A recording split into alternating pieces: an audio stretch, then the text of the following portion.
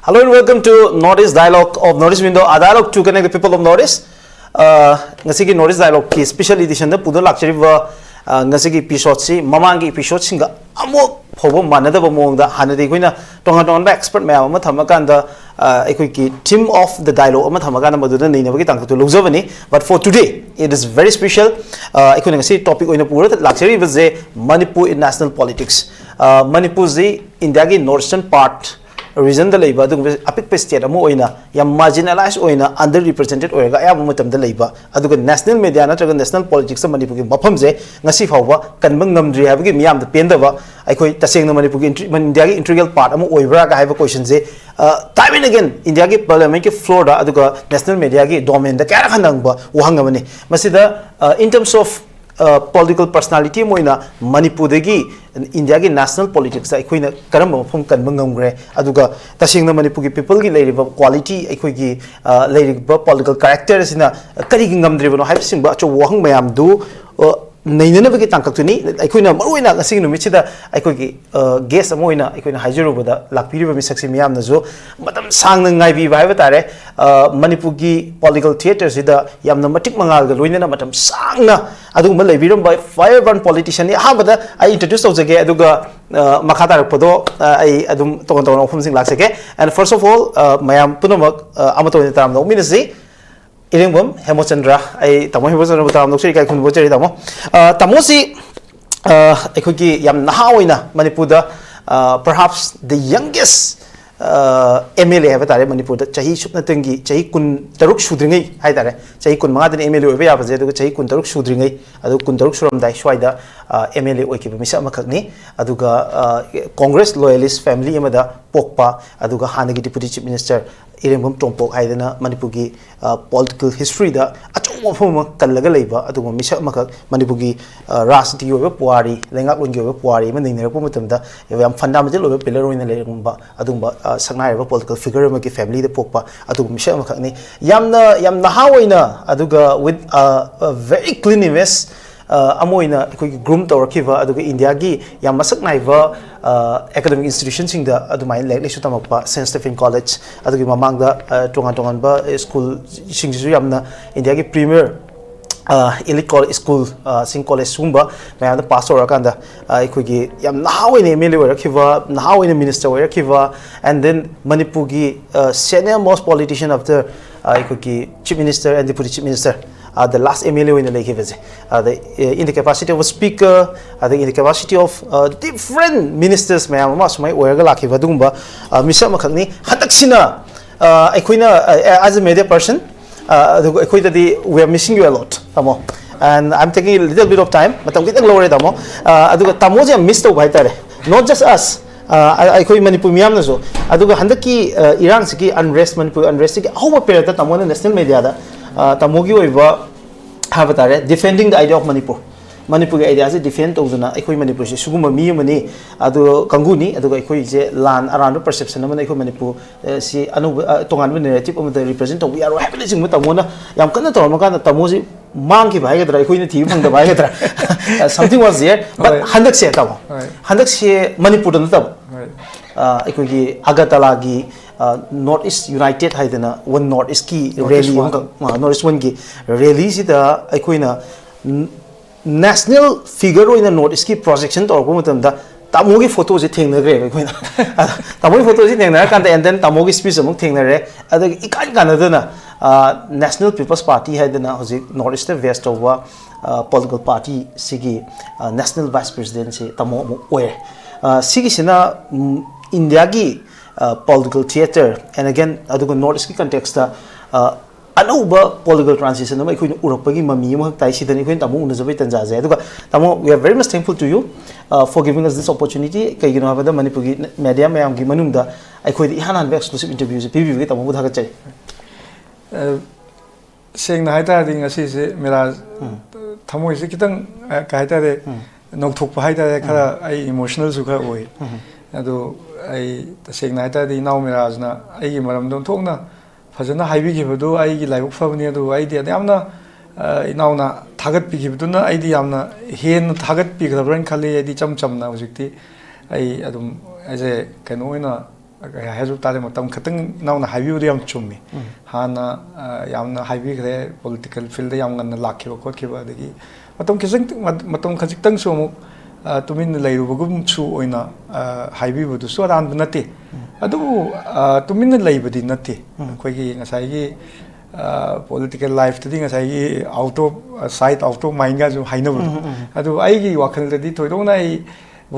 Vote ꯀꯥꯔꯝꯃꯦ ꯃꯟꯇ꯭ꯔꯤ ꯑꯣꯏꯔꯝꯃꯦ speaker ꯑꯣꯏꯔꯝꯃꯦ ꯑꯗꯨ ꯑꯗꯥꯒꯤ ꯅꯠꯇꯕꯗ ꯑꯩ ꯃꯌꯥꯝꯒꯤ ꯑꯩꯈꯣꯏꯒꯤ ꯃꯅꯤꯄꯨꯔꯒꯤ ꯑꯩꯈꯣꯏꯒꯤ ꯏꯆꯤꯟ ꯏꯅꯥꯎꯁꯤꯡ ꯃꯅꯤꯄꯨꯔꯗ ꯂꯩꯕꯤꯔꯤꯕ ꯏꯃꯥ ꯏꯕꯦꯜ ꯃꯌꯥꯝ ꯑꯗꯒꯤ ꯏꯁꯨꯁ ꯃꯌꯥꯝꯁꯤꯗ ꯑꯗꯨꯝ ꯑꯩꯒꯤ ꯄꯣꯂꯤꯇꯤꯀꯦꯜ ꯄꯣꯖꯤꯁꯟꯗꯨ ꯂꯩꯕ ꯂꯩꯇꯕꯒꯤ ꯁꯨꯅ ꯅꯠꯇꯅ ꯑꯗꯨꯝ ꯑꯩ ꯑꯗꯨꯝ ꯅꯛꯁꯟꯅ ꯂꯩ ꯑꯗꯨꯕꯨ ꯉꯁꯥꯏꯒꯤ ꯀꯔꯤ ꯍꯥꯏꯇꯥꯔꯦ ꯃꯌꯥꯝꯅ ꯇꯦꯂꯤꯚꯤꯖꯟꯗ ꯀꯔꯤꯗ ꯉꯥꯡꯅ ꯈꯣꯠꯅ ꯍꯧꯖꯤꯛ ꯃꯇꯝꯗꯤ ꯁꯣꯁꯤꯌꯦꯜ ꯃꯤꯗꯤꯌꯥꯒꯤ ꯖꯨꯒꯁꯨ ꯑꯣꯏꯕꯅꯤꯅ ꯃꯗꯨꯗꯒ ꯌꯥꯝꯅ ꯑꯦꯛꯇꯤꯚꯇꯤ ꯑꯣꯏꯗꯦ ꯑꯗꯨꯕꯨ ꯃꯤꯔꯥꯖ ꯉꯁꯥꯏ ꯍꯥꯏꯕꯤꯈꯤꯕ ꯑꯗꯨꯃꯥꯏꯅ ꯉꯁꯥꯏꯒꯤ ꯏꯅꯥꯎꯒꯤ ꯉꯁꯤ ꯌꯥꯝ ꯐꯖꯕ ꯑꯩꯈꯣꯏꯒꯤ ꯇꯣꯄꯤꯛꯁꯇ ꯃꯅꯤꯄꯨꯔꯤ ꯅꯦꯁꯅꯦꯜ ꯄꯣꯂꯤꯇꯤꯛꯁ ꯍꯥꯏꯕꯅꯤ ꯉꯁꯤꯒꯤ ꯉꯁꯤ ꯑꯩꯈꯣꯏ ꯅꯩꯅꯔꯤꯕ ꯄꯣꯠꯁꯤ ꯃꯁꯤꯗ ꯃꯁꯤꯒꯤ ꯀꯟꯇꯦꯛꯁꯇꯗꯤ ꯑꯩꯍꯥꯛ ꯍꯦꯛ ꯄꯤꯛꯏꯉꯩꯗꯒꯤ ꯗꯦꯜꯂꯤꯗ ꯑꯩꯈꯣꯏ ꯄꯥꯕꯨꯡꯅ ꯑꯩ ꯄꯣꯛꯄꯤꯔꯝꯕ ꯄꯥꯕꯨꯡꯁꯤ ꯃꯌꯥꯝꯅ ꯈꯪꯕꯤꯔꯝꯒꯅꯤ ꯏꯔꯦꯡꯕꯝ ꯇꯣꯝꯄꯣꯛ ꯌꯥꯝꯅ ꯑꯩꯈꯣꯏꯒꯤ ꯌꯥꯝꯅ ꯄ꯭ꯔꯣꯃꯤꯅꯦꯟꯠ ꯑꯣꯏꯕ ꯑꯗꯨꯒꯨꯝꯕ ꯂꯤꯗꯔ ꯑꯃ ꯑꯣꯏꯕꯤꯔꯝꯃꯤ ꯑꯗꯨꯒ ꯑꯩꯍꯥꯛꯀꯤ ꯂꯥꯏꯐꯀꯤ ꯑꯩꯒꯤ ꯄꯣꯛꯄꯤꯔꯝꯕ ꯏꯄꯥꯗ ꯑꯣꯏꯕꯇ ꯅꯠꯇꯅ ꯑꯩꯒꯤ ꯑꯩꯈꯣꯏꯒꯤ ꯀꯩ ꯍꯥꯏꯇꯥꯔꯦ ꯔꯣꯜ ꯃꯣꯗꯦꯜꯁꯤ ꯃꯍꯥꯛ ꯑꯗꯨꯝ ꯑꯣꯏꯔꯝꯃꯤ ꯃꯍꯥꯛꯅ ꯃꯅꯤꯄꯨꯔꯒꯤ ꯑꯩꯈꯣꯏꯒꯤ ꯀꯟꯁꯦꯞ ꯃꯅꯤꯄꯨꯔꯒꯤ ꯚꯤꯖꯟ ꯑꯗꯨꯒ ꯑꯩꯈꯣꯏ ꯏꯟꯗꯤꯌꯥꯗ with the context to India ꯄꯥꯕꯨꯡꯅꯒ ꯍꯥꯏꯔꯝꯃꯦꯕ ꯊꯥꯏꯅ ꯑꯩꯈꯣꯏ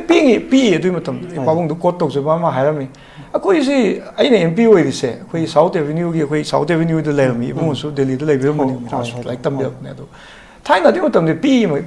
ꯄꯤꯛꯏꯉꯩ ꯃꯇꯝ ꯑꯣꯏꯕꯅꯤꯅ ꯚꯥꯞꯇꯨ ꯇꯥ ꯉꯝꯗꯦ ꯃꯥ ꯍꯥꯏꯔꯝꯃꯦꯕ ꯁꯤꯗ ꯍꯧꯔꯤꯕ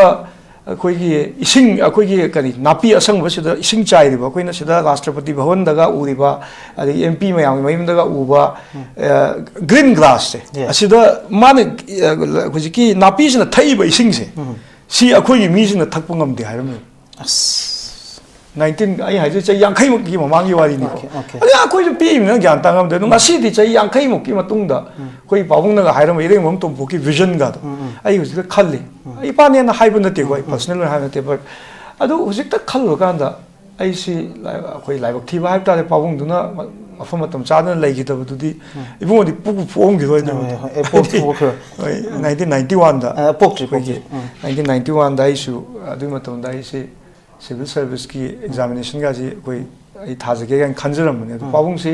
ꯑꯦꯔꯣꯄ꯭ꯂꯦꯟ ꯀꯥꯏꯕꯒꯤ ꯊꯧꯗꯣꯛ ꯊꯥꯡꯖꯤꯡ ꯇꯥꯕꯤꯔꯝꯃꯅꯤ ꯑꯗꯨꯗ ꯂꯩꯈꯤꯗꯕꯗꯒꯤ ꯑꯩꯁꯤ ꯄꯣꯂꯤꯇꯤꯀꯦꯜ ꯑꯦꯔꯤꯅꯥꯗ ꯂꯥꯛꯈꯤꯕꯅꯤ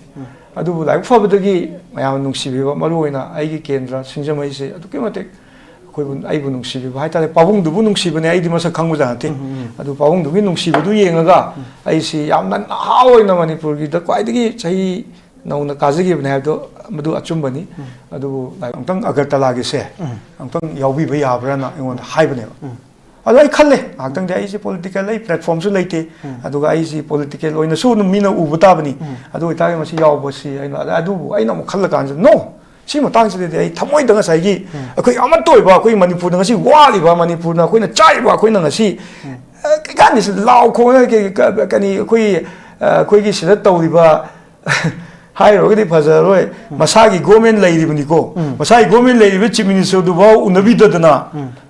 ꯑꯝꯇ ꯌꯦꯡꯕꯤꯌꯨꯅꯦ ꯑꯩꯈꯣꯏꯒꯤ MLA ꯃꯌꯥꯝ ꯑꯥꯗ ꯅꯨꯡꯁꯥ ꯐꯧꯔꯒ ꯗꯦꯜꯂꯤ ꯂꯩꯔꯒ ꯑꯥꯗ ꯀꯅꯥꯝꯇ ꯎꯅꯕꯤꯗꯅ ꯍꯜꯂꯛꯅ ꯇꯧꯈꯤꯕ ꯃꯌꯥꯝ ꯑꯗꯨ ꯎꯔꯀꯥꯟꯗ ꯑꯩ ꯀꯣꯡꯒ꯭ꯔꯦꯁꯀꯤꯁꯨ ꯑꯃꯍꯥꯅꯤ ꯆꯞ ꯃꯥꯟꯅꯩ ꯑꯩꯅ ꯈꯜꯂꯦꯕ ꯃꯁꯤꯒꯤ ꯃꯇꯥꯡꯁꯤꯃꯗꯤ ꯑꯒꯔꯇꯂꯥꯁꯤꯗ ꯑꯗꯨ ꯃꯣꯏꯅ ꯂꯣꯏꯅ ꯍꯥꯏꯔꯛꯄꯁꯨ ꯅꯠꯇꯦ ꯃꯣꯏꯁꯨ ꯈꯔ ꯈꯜꯂꯒꯗꯤ ꯑꯩꯅ ꯁꯨꯝ ꯈꯟꯕꯗ ꯂꯣꯏꯅꯗꯤ ꯀꯧꯔꯝꯗꯧ ꯃꯥꯟꯗꯦꯕ ꯑꯩꯈꯣꯏ ꯌꯥꯃꯨꯡ ꯃꯦꯒꯦꯟ ꯌꯥꯎꯕ ꯎꯏ ꯑꯩ ꯀꯣꯟꯅ ꯑꯗꯨꯁꯨ ꯑꯩ ꯈꯪꯗꯦ ꯑꯩ ꯀꯔꯤꯝ ꯈꯪꯗꯦ ꯄꯥꯎ ꯀꯔꯤꯝ ꯐꯥꯎꯅꯕꯖꯥꯠ ꯅꯠꯇꯦ ꯌꯥꯃꯨꯡꯁꯨ ꯌꯥꯝꯅ ꯌꯥꯎꯕꯤꯔꯝꯕꯗꯣ ꯌꯥꯝ ꯅꯨꯡꯉꯥꯏꯖꯩ ꯑꯍꯟ ꯑꯃ ꯑꯣꯏꯅ ꯃꯥꯅ ꯌꯥꯎꯕꯤꯔꯝꯕꯗꯣ ꯑꯗꯣ ꯑꯩꯈꯣꯏ ꯑꯥꯗ ꯑꯒꯔꯇꯂꯥꯗ ꯑꯩꯉꯣꯟꯗ ꯍꯥꯏꯔꯛꯄꯁꯤꯗ ꯑꯩꯁꯤ ꯌꯥꯝ ꯍꯔꯥꯎꯅ ꯑꯩ ꯌꯥꯎꯅꯤꯡꯅ ꯑꯩ ꯆꯠꯆꯔꯨꯕꯅꯤ ꯑꯗꯨꯒ ꯑꯗꯨꯒꯤ ꯃꯇꯨꯡꯗ ꯑꯩꯕꯨ ꯅꯦꯁꯅꯦꯜ ꯚꯥꯏꯁ ꯄ꯭ꯔꯦꯁꯤꯗꯦꯟ ꯑꯣꯏꯅ ꯈꯟꯕꯤꯔꯛꯄ ꯑꯗꯨꯗꯤ ꯑꯩꯒꯤ ꯂꯥꯏꯕꯛ ꯌꯥꯝ ꯐꯕꯅꯦꯅ ꯑꯩ ꯈꯟꯖꯩ Okay, tamo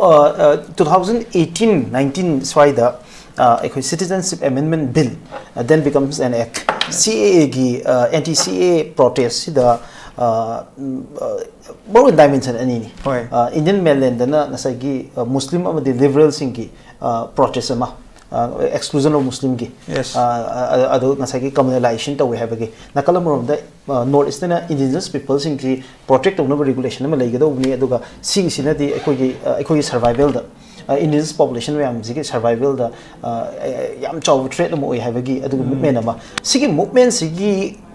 epicenter am haira ga Manipur si oi Manipur hi na kanba movement lei gi de north east whereas Meghalaya ga ekoi Tripura ga the magi political culture ama adu develop to gi Tripura mo thapu thora ka da one of the strongest political force ama Tripura da sekot ngam gi adu ga amuk Meghalaya government sem ngam ki whereas Manipur da di madugi mami ekoi political culture da sumta ta ngam gi de Manipur where it failed tamo kadai wai the soi giveno aikoi political leadership na hojiki leiba situation do the political BJP ki political dispensation do the high ya right but opposition da leiba with Congress na traga NPP oigera atop leiba even regional force leiba MPP leiba sigumba mayam si the ki political leadership ta kari asoiba ohoba le hobodagi sigumba opportunity ma Tripura na ngamgriba na traga Meghalaya na ngamgriba se khoi kai ngam hodri no senga Very good question. Very good question. I madu matang da yam te wai jigi ko du matam. I one of the most I adu matam da ekta I see kano da protest yaw da kano yam vocal kano oi jigi bne. Aduga ying bi ne kyam chung hab jan. Som da Tripura da madu gi kano du gi law da moi kano ma mayo na ma law ngam gre. Adegi even Meghalaya do ba law gre moi gi ngasai Bangladesh me am chang ko ya ko si we si ya trim ne. We see is right aro na ko hai ne. ILP si takawli hai ne. Adu akoi na masi ngam da si su yam mai ta ba gi thamoi si da ngasi ba da du gi painful oi po le di akoi mana da ban ne. Akoi mana de ba. Mana de di swai da Congress ki su adum lackluster kai no ne. Ka clarity leite. Si gi matang si kai no moi gi ngasai gi achowa party sing si gi keno se achowa party di national party sing si gi agenda si Delhi yo ga na mo ate ngasai gi ngasai gi moi gi na mo keno do law ai ne ba Pakistan da leba Bangladesh Afghanistan da leba Hindu me am do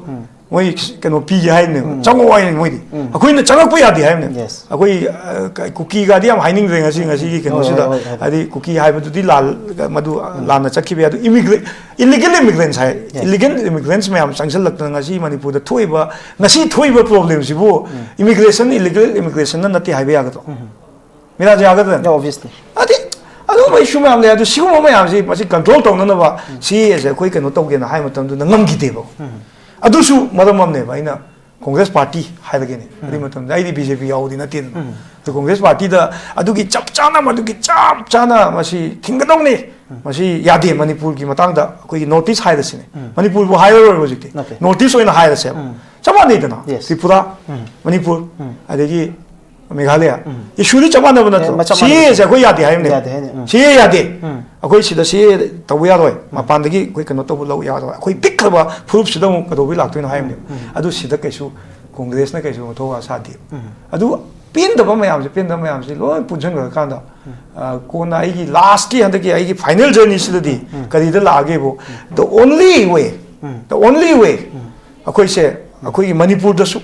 Manipur da haije ko ai maitei gi adagi adugi adagi ai atopa furup ki ai panjaroi ba maitei ngati wai na je kuki gi naga gi wa na te muslim gi na te Manipur gi oina composite akoi Manipur gi ba amat tangai ba saktam gi oina yeng ta ga di akoi gi se akoi unity number 1 sagat pa daga le akoi manung gi unity ni ko akoi manung gi unity ma sagat pa daga le manung da manung gi unity du ga ngatan su ya ba manung gi unity du ga loina na atopa unity am dong pom type atopa platform amamuk chanmin na tai adugi platform se hojiki Conrad Sangma to diot Manikia gi jiki Tripura gi mathagi laiba adegi ate koi gi Daniel Langthasa ga na laiba koi mayam siga loina raga koi gi michang khomna badi na si so adu issue khenai moi gi na demand to in tongan ne koi tongan demand to tongan ba yam leiri koi gi maitai gi so koi gi demand yam leiri adu koi Manipur gi su issue yam lei khena ba su lei ko adu manav khad le manav se kaino manav si kaishna te manav se akoi gi voice se Delhi da ta da ba se koi le ba moi su ta di akoi su ta ri bra ne kai yu ta ri ne kai yu ta ri ge ba nati masagi chief minister masagi government le du masa MLA मंत्री chief minister bo undabi di haibani da tamo aikoina mamang the second world war ge period ta INA ki movement international army ki movement ase Subhash Chandra Bose na lead tawra movement ji da Subhash Chandra Bose ki yamna popular oiba slogan ama aikoina matam da ngasi phawba mayam na remember tomnari baje Delhi chalo gi slogan tamo you did it agartala na tamo na Delhi chalo na tamo na gi tamo gi speech ta yaw ge baje chi national media mayam na loi ko tawre sikije tamo Subhash Chandra Bose ki gasagi magi quotation se tamo inspired tawira natragana tamo why not is the adugi requirement ji kari no Delhi chaloge tam kai hebi ai Subhash Chandra Bose dai gi di I am a student of history okay no nak de kai subject ai political science tam okay ai history student ne Subhash Netaji Subhash Chandra Bose ai gi di kaino ne ai hero ne magi mana hai gi ba yam lai gre enemies my friend guy yes adagi yamna Netaji na koi morangi INA gi yam lai gre ko madi amon khalga British ta nate ma to madi Japan ga pullaga kano to dei ne Netaji sigi tongan ba kano mai ngonda appeal am lai je adu mana Delhi chalo do ngata nate ba idi mana ga hai gi bro kawa ba Singapore chalaga तुम मुझे खून दो मैं तुम्हें आजादी दूंगा है yes yes aduga do ai ujik se ai adummak pudi na te adu mai am da so madugi appeal tawningi ba Delhi chalo hai ne ba kai no Delhi na ta thi alaina Agartala da ina laujigi bu do yes अब सुनना पड़ेगा है बने ujik ti ta da ba yawo noi ta ba ta bani adu Agartala na te ba ina haije Imphal da gi ong to tahan se hai bane ba ina Agartala thoki ba ni Imphal da so adugi kano ma koi movement nam sagar bata politics na te NPP wa tok se NPP Congress BJP adu da loi tok se ba civil society ma am punjan si adigi MIRAJ ko minau ma am lao adu akoi ngasi wari ba Manipur da IDP ki issue lai ri adi buffer zone adu da tawri ba ko kai bu taw de ne on the ground ken lai te na si ma am se Delhi da ong to nik se ba Delhi da ni kanda akoi gi voice se Delhi da tan bi matam se matam si matam chap chabren khale di kai no akoi da michang ju phang okay michang phang adu ta di michang phang at matam si da sigi platform se low chung ne ba aina khamje da na timing hai bam su lai da na ko sida Conrad na lai ba ko le ba di moi ju pen ko ta mam ne notice ki voice se ama to ta tarak ne okay tamo beautiful statement tamo personal question ko lai tamo na now da activist ama tamo sum oirpa matam du da aikoina Delhi da aikogi Manipur gi strength in terms of student gi number da Delhi University da we have the highest number GNU da aikoina masin phai heli North ki student mayam sida but when it comes to North East ko what take ama sinara kan de North Student gi oigera the North ki politics oigera even tribal politics oigera si matam sida it is always represented by Shillong and Guwahati Shillong ga Guwahati da leiba mi yamna North East yam conveniently ekta sina bangamba aduga aiko Manipur da leiba mi yamna natraga Imphal da based tawraga aiko North East ki politics tawba matam da yamna difficult oiba pot ama situation adum leihen bagi fivam ama aiko da adum uitamo sida North East ki matang sida ngasai ki Shillong ga Guwahati ki na monopoly to bagi pot ama tamo kiting critical oy ko tam haji tamo ga su ngasai Shillong ki part am kan chatmin na thina ado swai sida tamo aiko na moina aiko yam pinjada bhai tare aiko da kai inferior position da lei doino or natraga na singa sai colonial factor ma sidi involved tobra adi matam da British na Shillong na Guwahati je North East control to na baki oiba moi gi headquarter mi oin sin ram bagi part to oin ko udoira natraga na tamo kai happening kaso MIRAJ adu de ismain khale da madu de akoi gi weakness en khale akoi sing na ta di why not Shillong da ko center oi do Imphal could be the center akoi gi de am khalo ga di akoi Manipur ki ideas di even among khalu ga before the idea of Manipur ne before the idea of India hai bi ai akoi di 2000 years ki akoi history le yes akoi di ningthau palamaga akoi gi 200 chaitharon khuma bi yeng biu chai lising ani ki puari wari le history le ne yamna powerful oi ba akoi gi keno ma Asiatic country mo ermi ne akoi India da yaw gi ko ki wari no tong am le adu ong te yeng Maharaj Gambhir Singh Maharaj na akoi gi keno sai te khunta koi matung da akoi gi keno laga Manipur Levi sema kanda Manipur Levi na mo kam phajaram ge bu angami nagas me amse angami khangi ko koima degi angami nagas yon na adigi notice kasar degi kai degi me amsi whole notice sigi leadership si Maharaj Gambhir Singh lo adu Maharaj Gambhir Singh sina mo British ka so pul laga adigi akoi gi mayam si akoi whole notice sigi Gambhir Singh Maharaj sina leader hoina la kanda Burma joy to mi yes nade auda khanbiyo akoi si yamna leading point leader je akoi matam dugi yamna kaita de notice India se da hoi hujik akoi na hujik si ga hairo ge yamna akoi na chawjani budi malam ngani du history na saki ne akoi matam da dugi matam leiram ne ba akoi gi legacy se adu bu miraj at the same time sai ta khun ta koi je kamai tau hiu no manung da gi dum tau na exactly manung da gi na tra yes ya de koi hai je se akoi gi manung se manung si yang wa koi gi manung gi mana da ba se shilong na dum lit tau gi ni ya ro moi di leadership accept tau akoi gi ya de ba kana no su hai bi gi dai ngang na da ai adu gi di thoi na ai da mo du lak se ke na ai hai je de ok lo se je gi na te sorry ai just something adu na ngasai inau me la na hai je gi bu do Shillong da kari center to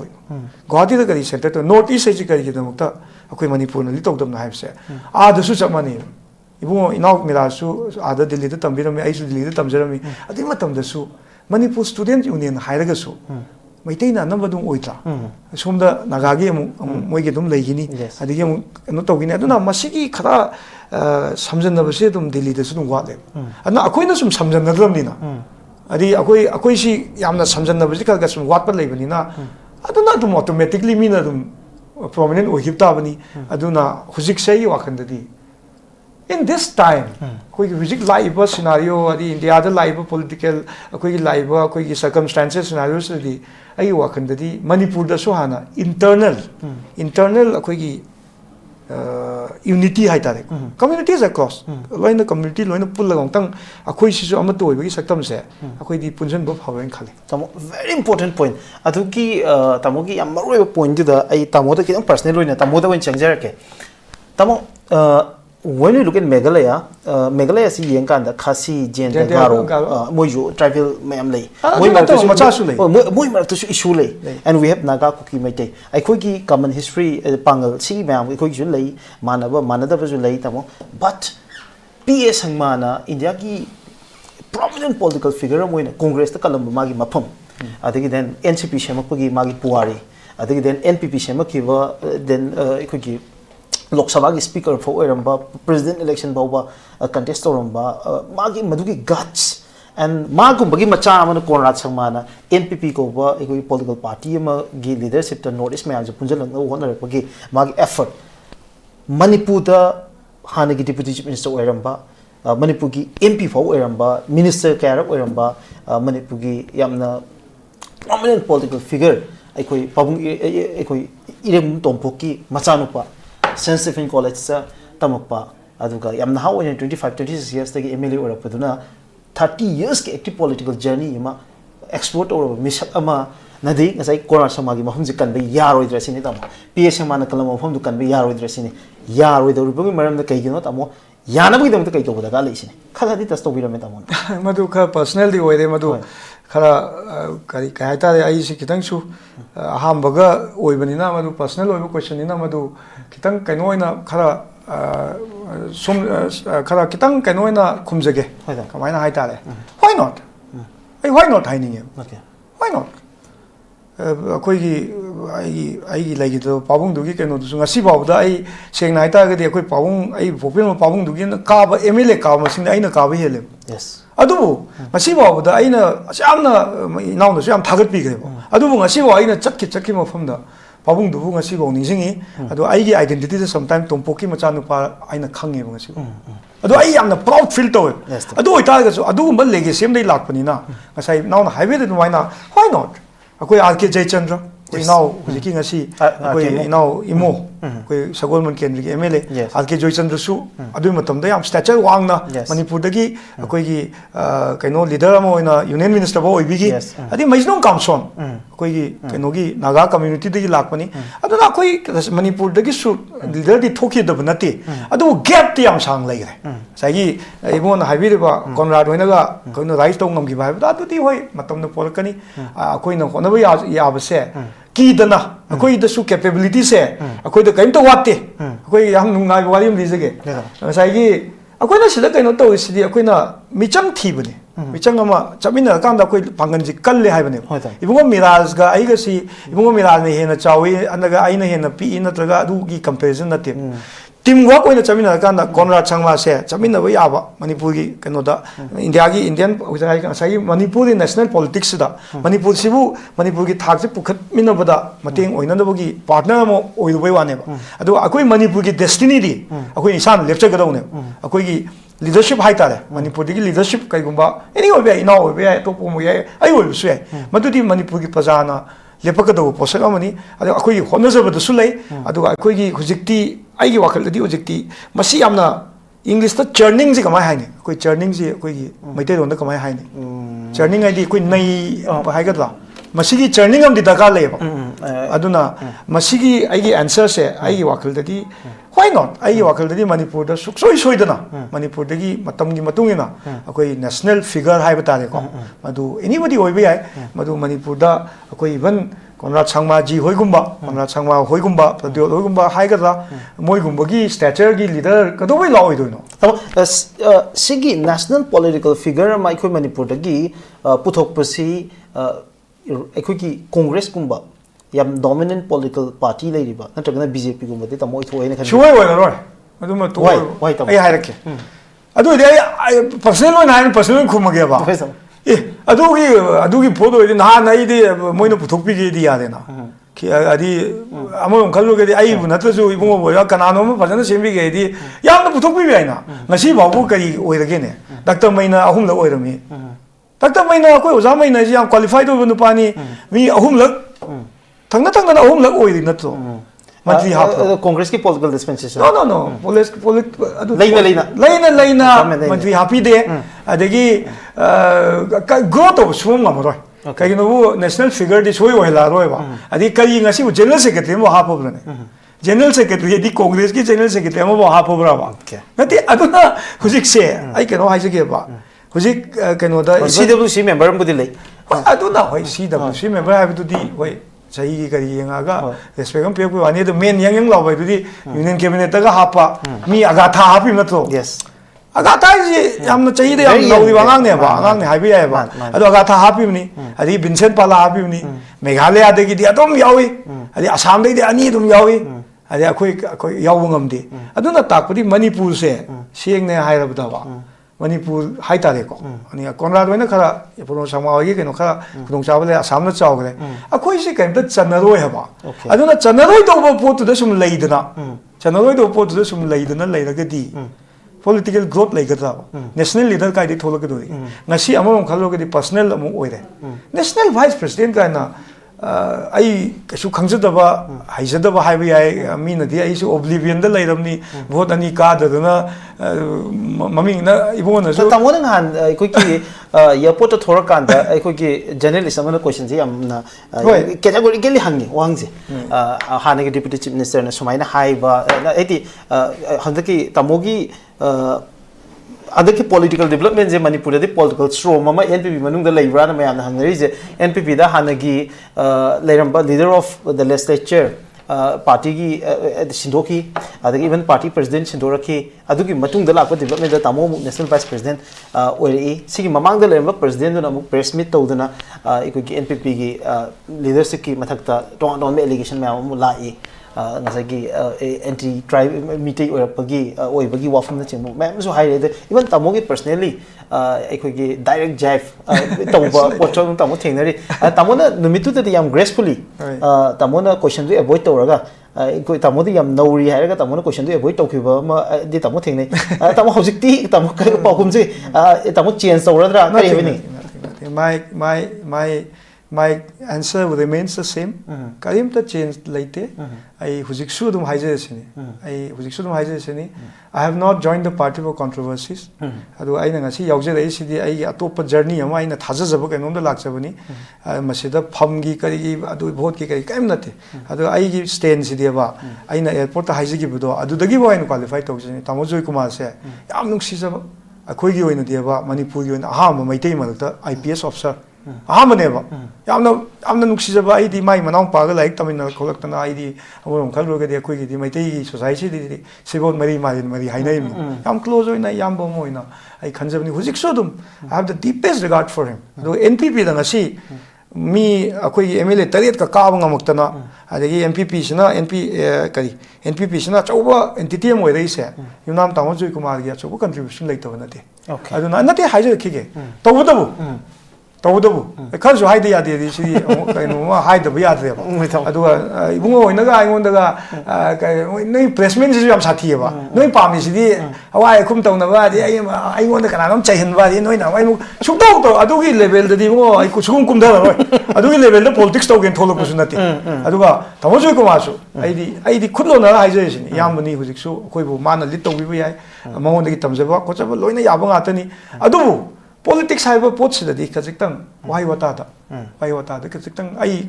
답이라면니고 아무저 그마기 인터뷰 따자래 아두부 아이나 닥서부기 틱틱나티 고 ямб니 아이 후직 쇼도 리가트 오제 아두 분치 주부기서 아이 마부 리가트 오고니 political 에리나다 라이비버니나 소아이다 가직당 후직 수 칸더뷰 후직 마 똑하니 고그니 가지고 마산 좀 하이 똑비거누 후직 쇼 코이 매암세 다선 검준비가 아이디 나오는 여적분에봐 아이디 다시나 그냥 감들이 먹으면요. 아두부 아이기 가도움도 이노 아이부 농시비바 하이가다 아이기 가리노 아이기 그노 타이너기 아이기 레코드 이런 것도 아이기 퀄리피케이션도 아이나 아이 레이 하이즈분 넣치디고 아두 내셔널 바이스 프레지던트 하피래 아두 이따가디 거기 가시 딱비드나 이거 스마이 또나 파이 noi smai to ko smai to aduga mana konrad sangwa mana sauning ba adi ma gi pen da ko ai jo du pen da ba me am congress ki ju hayami da adu de su kai de ba internal ken da di tamojoi ko mana ken ha ko tom da konrad ju tabum thoina ko tabum thoe ba legi hujiksu it is not too late hujiksu it is not too late ai konrad sangwa da ai request su to je hujiksu ai ju to je ge si ma tung da su hai je ge adu ai अखोई तामोजोई को मासे तंग फजन मोई फजन close door the फजन फमिनरगा अखोई नंगा सिगी vision अमा लाइब सिददी अखोई तामोजोई को मारसु आई वाखंददी मांगना हन मोइना फादर फिगर हाय तारे को यामना लेमना तौददी मागी हानगी डीजीपी ओरमबगी सुरदु खगा चंगी माइसे अनि हसागी चुमना कोइना सा माइ चंगदी पुंगनिंग दादी पुचेन गादी यामना कनोदी नती मादी पुचेन गादी टिंग टिंग मो मीने अदु ओरगसु ngakतंग मासे ऐसे क्या कार्य वो खंगद्रेबो अदु पर्सनल ओबा केनो खसो हांग अदु काइम नते आइदि काइम खंदे माना अंगोदा चैबा मनाउदो ओइना नुंगसिना दुम चैबदा अदु एक्सेप्ट तौगनी तौबदबो ngasi मणिपुर दा अमगा दि चिंगी करिगी मयाम हाइबिरिदो दि काइसिना केनो ओइबो मतम ददि हम हाइदिबो दि चिंगी तमगी गासिदा मु मैतैगी नि अदि सिना कहता मैतैगी नि सिना अतोप फुरुप किनि गाना हाइबसे आई वाखल ददि हुजिक्सि मदुदि अदु आई हायन जनिंग दे अदु NPP की लेटेस्ट तो तमोदो लेते ना खनबी बरा कई याबिनी एंटी मैते योइबा नो कई नुनी हाइबी एंटी मैते योइबा कमा ओइदुइनो NPP कनो एनी पार्टी कनो हाइजिगिने मैते ना मेजॉरिटी मिनी फु MLA लेगा ने मैते मेजॉरिटी आउट दि काय कर्म पॉलिटिकल पार्टी सवाल तोक्तुइनो नो नेशनल वाइस प्रेसिडेंट हाइबिसु मुगो मिराज नेशनल वाइस प्रेसिडेंट आइसु कना द पिरके नेशनल वाइस प्रेसिडेंट आई मैते नत्रो ऑब्वियसली आई मैते नत्रो बराइबा okay the national vice president पिरई सिबु नति नेशनल वाइस प्रेसिडेंट आई सिदि अमो खलरोदि स्टेट की प्रेसिडेंट दुगी मथक तसु ऑब्वियसली लई हाइबो सु दुम याइ एग्जैक्टली अदो ngasi अखोइना मणिपुर दा उते येंबियो को थाइना यंग अलिमुद्दीन हाइदगे वा अलिमुद्दीन शाह नोइ पोक्ति आइदि याम पी पोक्ति पोए अदो Mohammad Alimuddin Shah first chief minister of Manipur नि गो मुस्लिम नि ने यंग मासो सैजा तांखुल नि ने गो अदगी रिसांग कैसिंग पाबुंग रिसांग कैसिंग लोंगेस्ट नि तांखुल नि मैतै मयाम दि याम लिबरे लोइबनि मैतै मयाम दि दसेंग नाइ तै मैतै याम फबनि गो पुग याम फबनि अखोइजे यारक्तबैनि अखोइदा यामना अखोइसे फमनबदगी सोइरबनि अदुना बा होजिक तसेंग नाइ तागदि कदौबगी सु याबैदनो अखोइदबु फजना रेस्पेक्ट तौरबा अखोइगा फजना तिनना चमिनरबा आइडिया ऑफ मणिपुर से पुलगदि व्हाई नॉट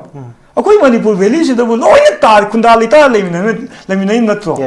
अदु कई तांखुलमने चीफ मिनिस्टर ओइबदा करी हाइगी अखोइ आइगी पाबुंग आइबु पोपिरम बसिरि इरंगम तोमफोक पाबुंग लिसांग कैसिंगी मखादा डिप्यूटी चीफ मिनिस्टर ओइना लेइदि नति हाइजरिबा अदना सिदा स्वाइदा मु काइतारे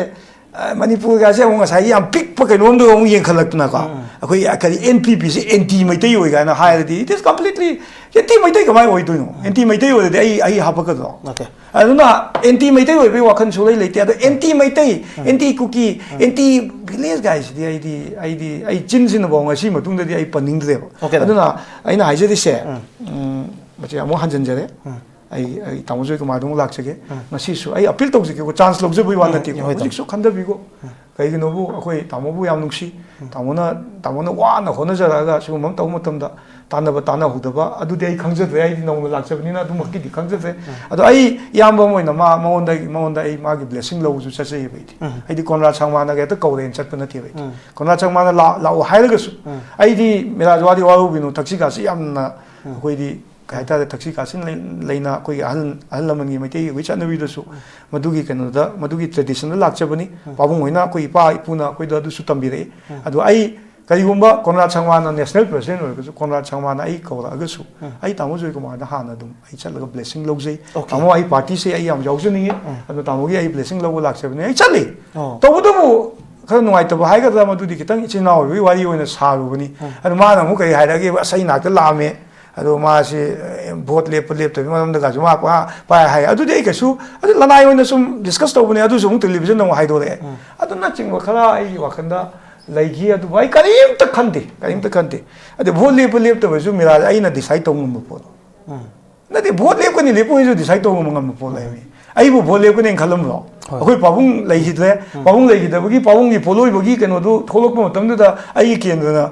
vote lep ya din lep khena adi lep pe ka re adi dei su khara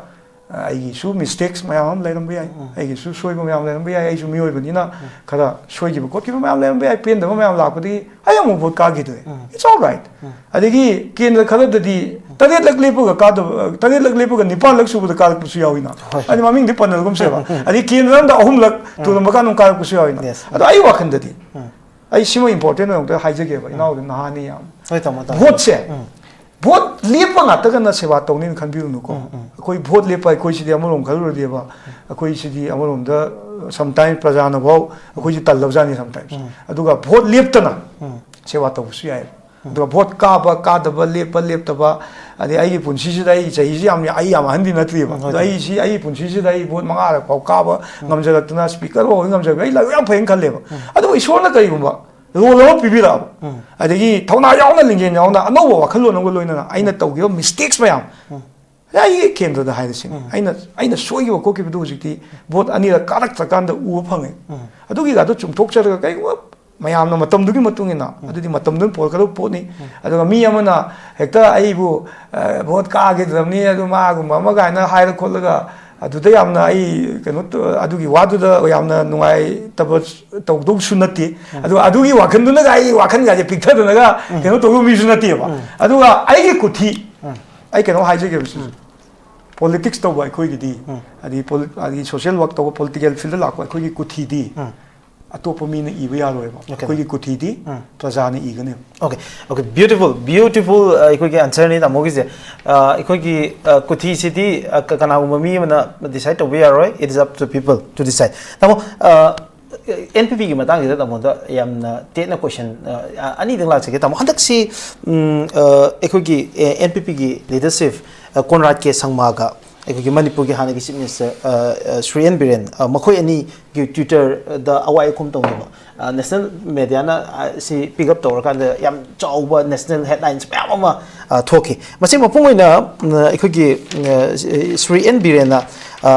PS sangma na mamang da ekoi gi parliament ekoi smaller state ki matang da I'm in favor of smaller state na tamo haira koi matang da kuki lengi ofum pan gi vajani masi yam laibak thivani haidana aikoi Manipur gi hana gi chief minister na yamna masida article macha mi ira kan Twitter da thagala post ni masida muka aikoi gi NPP gi president na mu haibasina masi yam unfortunate ni aikoi gi Manipur gi hana gi chief minister na PS sangma laigidabasi gi ming director pasi haidana magi oiba qualification ma muk thame tamo si Manipur miyam gi su yam na sensitive oiba yam emotional issue ma ju oili tamo gi position na karino aduga PS sangma na hairabo wafum sina tamo gi interpretation ka mai to bi masi miraj aigi interpretation oina haijake hai hai bi maduna hena chumgani kainu Conrad Sangwa ji na hai Conrad Sangwa na haiba digi honorable hanagi ex CM na haibaduna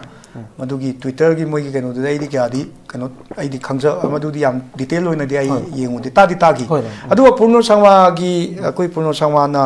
koi gi parliament ta ngangba kuji viral oina laibani mayam inau su ubiramani madudi yam kupna tare di madudi yamna kuiraba matam amagi hujiki context hujiki lairiba political amasung hujiki emerging scenario sigadi yam reality da yam khenagre di matam de adu aina yengjabadadi ai understanding ni ko aina yengjabadadi smaina ui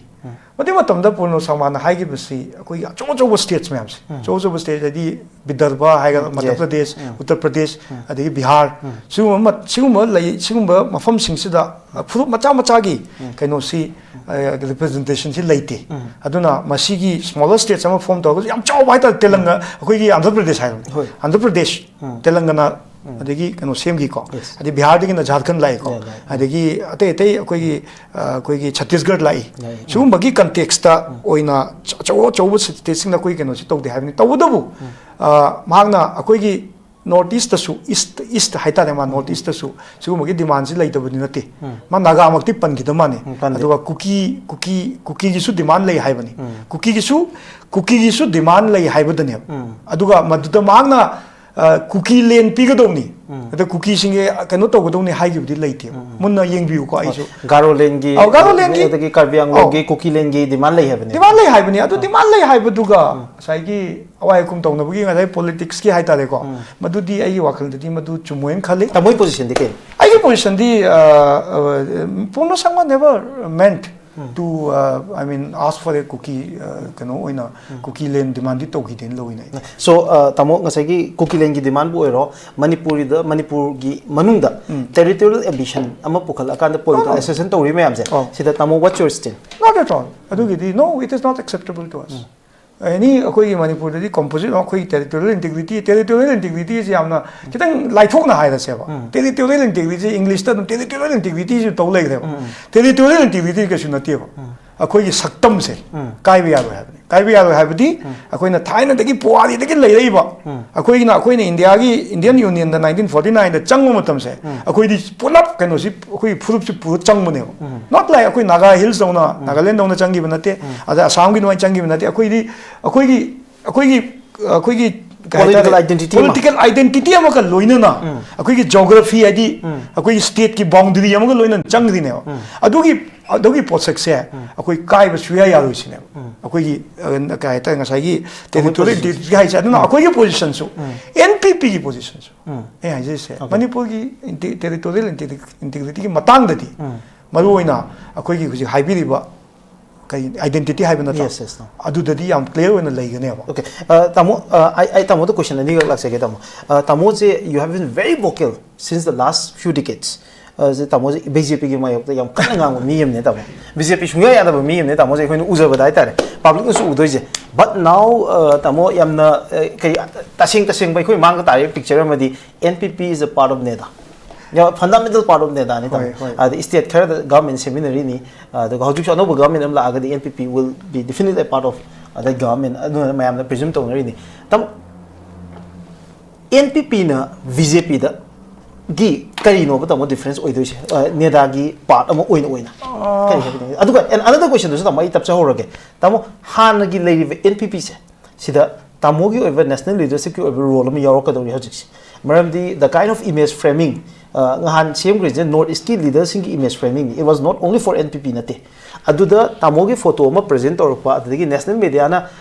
tamo to follow to ba I ko present closely I ko observe to we every time thola kanda I ko tamo to question hang ba khot pa different media me am chansel laga adu me am to tamo dum uri adu I kan si da tamo when it comes to NPP da mukta lak tar ga di tamo gi national role ma NPP gi political party si da yawra kanda NPP da kari ohong bala kan ne khade tam I ko ne kari ohong bu ahong ba porkutabani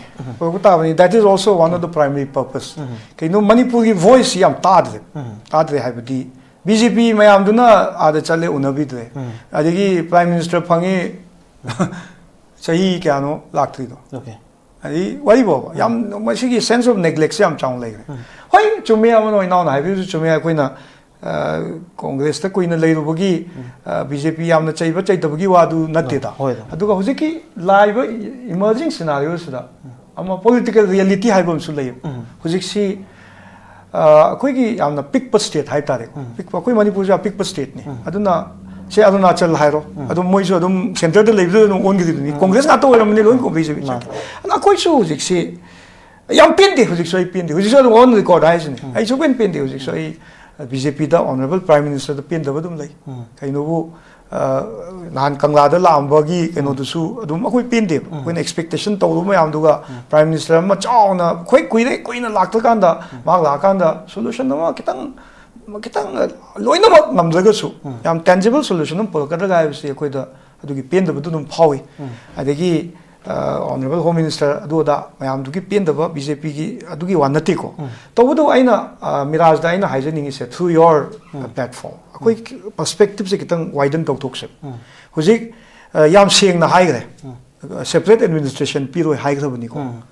very clear stand ni home minister ma sa hai ram akoi gi main keno si akoi gi Manipur ji thuai ba yaro hai bisima dai da di motamoti khara afet clarity ma la ren di khale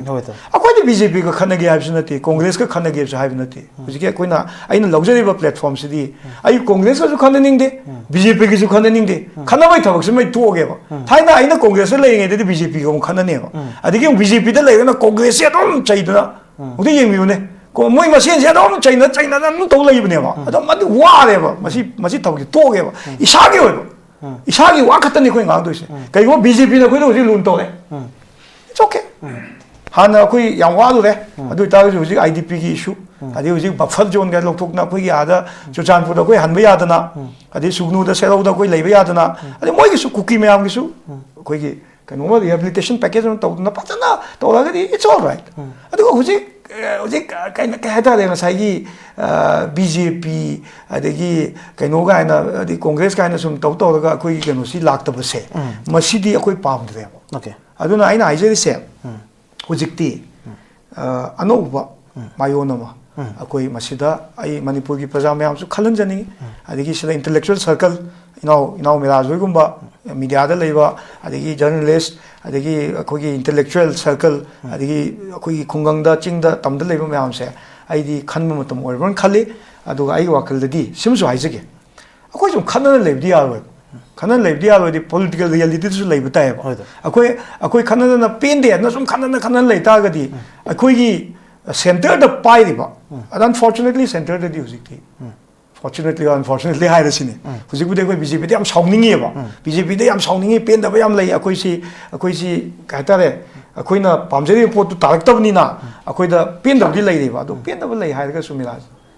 akoi sum khana da na sum lei da na adagi akoi gi logo do chap thung su su ji koi logo ngam da na dum lei ri koi mai te gi su yam na akoi gi su sam lei ri ba da tabot na hoji acho experience am phangi ba NPP is still not key politics is very relevant. Yes. Even national context so Konrad Changma yamna magi space am chawng ne. Damo sigi tamo na phangi space it's a very significant space am ni sigi space is tamo na sinaraga Manipur gi leiba unrest adu Manipur gi issues sing se tamo kamai address to wi. Miraj alai badi nati adu ai gi de ai laisaba ai haijaba hai ga ai thamoi ekta ai handakti masigi keno sida ai yam kanna ai hona jane hai badi kai no bu michang khomba ma hai Konrad Changma pu tai Konrad Changma sin na tai ai prime minister bo unna bo hona tai adigi khoi gi ai na khoi dagi masi personal hai ga personal makti nati masi mayam loina mak observe ta mani handa ai jong kan ta khoi gi lady ba music lady ba MLA sing hai ta le ko MLA sing lady ba koi yam na mayam gi koi mi nga ta ni yam respect to se adu katai da no ma convincing capacity si wat pen khale moina ta da du su ta da so koi gi honam changi di ta se na ta di swai da di ba nai chiri bo bi yam thagat ni hoi ai Congress da wi to e ko adu so koi ai di mo na tamo ka honorable minister tamo ibu bi ga se yam stand ga yam paka lau hi stand farm lo koi apsa gi matang da ka to gi ai di nahau aja su magi matungi lakpani na maga yang kuina loina lakpi jai tlang magi journey tu khang away adai daga di thoidong na BJP oigera adegi Congress oigera matam ki Prime Minister Modi oigera Amit Shah oigera ko adai da koi ki tamoi bu bita haipet keno to magi su phatom som leiko magi su koi ki keno ga se ngai hai gre koi ga si sem nim dong dong to wa adu ga su dong ui adu na dong bom oigera su adai da di magi achobal leadership se koi u gi ba adu ki pot to aina hadak ki BJP gi sida u da ba ada chalaga pham da su phamuduna ati ai haidi MLA lok thok pudi ngamoiduna ha chief minister lok thok pudi lok thok re ko adigi mantri lok thok su ngam ya do mantri ti lok thok ngam chief minister lok thok pa ngam ba yai adu MLA du di mai kendra na thagal ko dong na to adwai da aina khanjaba se gat khara wat le di akoi BJP ta hai rage ne da BJP da le ba ruling MLA mayam mantri mayam su wa da chalaga koi na adu nani ai chalu ga free hand la ko yam yaw na miraj adu di aina haina hoi protest samtang di to mo adu da masigi protest to bangang na basi ngam din lo ye di tamo adwai da NPP is jo government se support to bani na hoi tamo budi adwai da tamo da accountable di oi de but tamo in principle question se sum hanjaning maje ma ki coalition partner oi reba natra ga leingak to support to riba NPP da jo adwai da ai ki NPP gi role ma leina lo bra tamo state ma lo bagi definitely role yam chawum lei adwai da de isu changak padu sungai di ko changak pada ngai ne yam kan na mu ngang jalu ga de mu di kona no ne su ka di no ne to su so da kan ngang jale ne so hai bagi am su la du kan na di ngang do ni okay kan na de aina ai gi condition di nate kan unconditionally changmani ko adu aina hoji si gi role ma pibi ram ni na aina hai do ise no we have to akoi gi stand ma yam clear or bitai manipur gi praja hai ta di ai ching ta mani ma ki ni ko ai maiting atagi wana ti ko sima clear ho jo kai gum ba koi na sina viable alternative ne na haina pi bu ta ga di koi na BJP non BJP atra non Congress atop party am oina koi regional ken oina notice ki one block am oina lak pagi masi ki thajab se manipur gi praja da PC hai bu ta ga di we have to be more assertive koi MLA lai di no koi MLA me am so koi tana jagi ga ina no aina heta no na changa ga aina ai tiksu nate ai ju kha koi na political wilderness lai ro kan da koi MLA me am party president kona chama ko tana raga hujikti ano overall lama pibire national vice president oi bai sidi yam na kanu oi ba poni adi post am gatu ne aduna sai gi admaina role to pibirak pani na koi kamai to raga masigi se koi gi manipur gi praja gi sentiment se akoi gi forceful loina asi bo pen dana akoi gi voice asi delhi da ta da ba prime minister oiro adigi akoi gi home minister oiro adi solution ji yamna thujan na ba akoi gi voice asi yam kana akoi gi pina na ba gi khongjang adu di ai soi dana ai hona jagani na tamo final question next election ji hojik manipur da animated suspension lady PR ni aduna likely government ama semak pe ai na mayam na panari sem da that's a different thing aduga manipur gi anuba election nama adi ekhoi da mang da tar ga di amati le tam 2026 ki 27 ki sorry 27 ki election je NPP ki future je tamo ekhoi gi manipur gi next ekhoi gi general election je da assembly election je da tamo kamai nu last final question da ai gi di miraj NPP da yaw da banina hojikti NPP da yaw re NPP da yumbale hana topa kanom da party am da lairami hojikti NPP sida ina thajajaba aigi su thajajaba yam strong belief am ga loina na laiba koi gi political development notice ki ama oina punjil lak bagi notice one gi concept ka silak pasida aigi wakal da di akoi bu yamna izzat leina hingta akoi gi voice se kai gumba se Bihar da Chirag Paswan gi MP mga khak le MP mga khak adu thak ni ko ya bi bra absolutely adi akoi gi na somda Nagaland na ma hai Manipur na ma hai Tripura na ma hai adi akoi kai puchai le akoi ji chayan basine moi pamis akoi ji chai ga som leiba akoi am da punda basine pun basi moi pulan ning de अदो आई वाकल ददी मणिपुर दगी हौदोगा मणिपुर की 2027 तब याय खितंग खलक बे अदु गी खाइब ngam 27 से अखोई की क्वाइ दगी डिफाइनिंग मोमेंट होगने अदाइना मणिपुर की प्रजादा यहाँ हान बनी कोई नाउ मिराज की तो लागचे से भोट खोम दो आई भोट खोम ने दी खोम हमनी भोट खोम हमनी एनपीपी की भोट खोम ने दी आई हुजिक सु दुम खोम सिनी अदो आइना हाइजे दोक से यारे टेस्ट तोरे बीजेपी टेस्ट तोरे अदगी कांग्रेस टेस्ट तौर हंक की लाचरीब कनो से मनपुर प्रजा अमुतंगी अनौब कनो अवाब लेरी डिफिकल्टी मैम लेबो कौटोपीरगा अमुतंगी आई चांस पीहनिंगी रीजनल फोर्सेस कईगुब मनपुर लाइक फदना मनपुर की प्रजा नुसीबीदना ब्लेसिंग पीबीरक्तना 2027 अखोई ब्लॉक सरकार सेमाब मिराज सिंह हाइजरमगे हयें वासकनब यानब सिमदे हाइजरमगे आई लेहिनीको अदो आई मदुगी मतांगदुदा इनाउ मिराज की सिदा अमुक्सु लाचगिगे अदुई मतमदबा अखोइना ngang अखोइगी वॉइस से दिल्ली न तादबसु गमोय तासु ताहनगनी Okay, tamo. Quick best wishes I just बताई tamo. On this positive note and very hopeful note, I tell I quick national politics ta hang from Manipur ki lady and I think be it from BJP, be it from Congress, be it from any political party including NPP. I could acho from Kanba, Changi Avenue Queen Kanjari was there. Assam the political figure, ma'am told Arunachal Pradesh, told Meghalaya, told Manipur Gidi, Nasifa, but I coin national political area, the leadership level. Manipur represent over the Natava, national politics represent over Akanda, Equigi, Mapum Kadmasi, Yamkan Udri, Tongatonba capacity, the Union Minister Oiba, the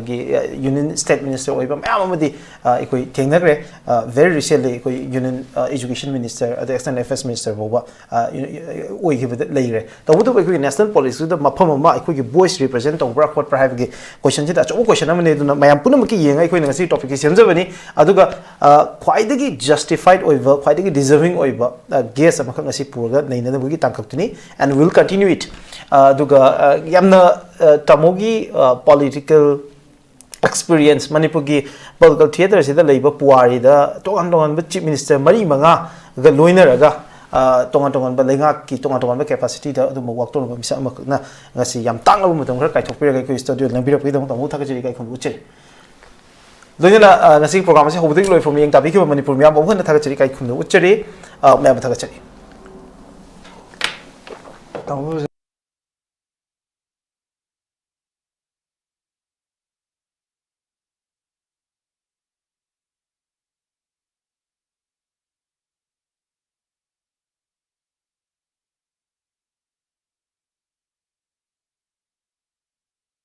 हक्चांग फन थमगे हायरबदी इरमदा मसिमक्तदा लैबा ख्वाइदगी फरबा hospital सिंगी मनुंगदा अमा ओइरिबा बबिना हॉस्पिटल लेजरी मफम असिदा थाजबा यारबा अमदी सेल यामना चंगदना स्पेशलिटी कुनहेनबदा अना लायेंगबगी खुदोंचाबा पिजरी पेडियाट्रिक्स कार्डियोलॉजी कॉस्मेटिक सर्जरी अमदी स्पेशलिटी मखल मखा कयादा अखोगी स्पेशलिस्ट सिंगना मरिक चुमना थवाई हक्चांग यावना लायेंगजरी अदुना स्टेट वांगदा अमुक करिगी चटलुगनी अखोगी मणिपुरदसु होगिक्ति अवांग थाकी हेल्थ केयर फंगलबदा मतम मांगन बिरगनु सेल हेन तिंगन बिरगनु अखोगी स्पेशलिस्ट सिंगदगी मालेंगी अफब थाकी लायेंग पताक युमफम ओइबा सर्विस लोबियु Babina hospital where hope meets compassion अकपमरोल गिदमक Babina hospital Sajiwa jail road खबई सोई इंफाल ईस्ट लेंसिंग बिरगु नत्रगा अखोगी फोन नंबर 6909390666 ता call तोबिरगु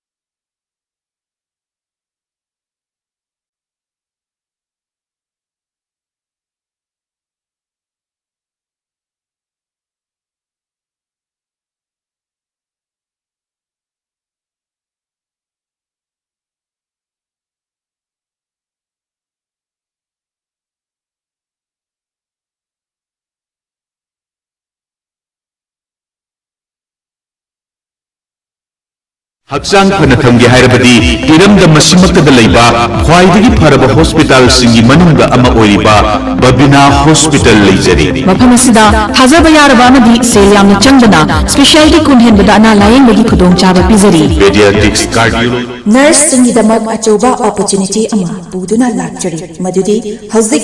Malaysia na Indian nurse singi oiba khudongchaba pinabagidamak midiang changlakli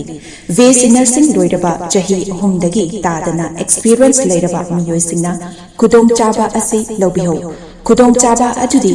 thagi oiba salary 1 lakh overtime incentive free accommodation ticketing amasung long term visa asinachimba khudongchaba sing asi fangbigani akupa marogidamak makada pisariba 7005273217 natraga 7005063196 ta contact tobilo natraga aikhogi office Northeast Window TV building hata New Chakun Road ta lengsinbirau.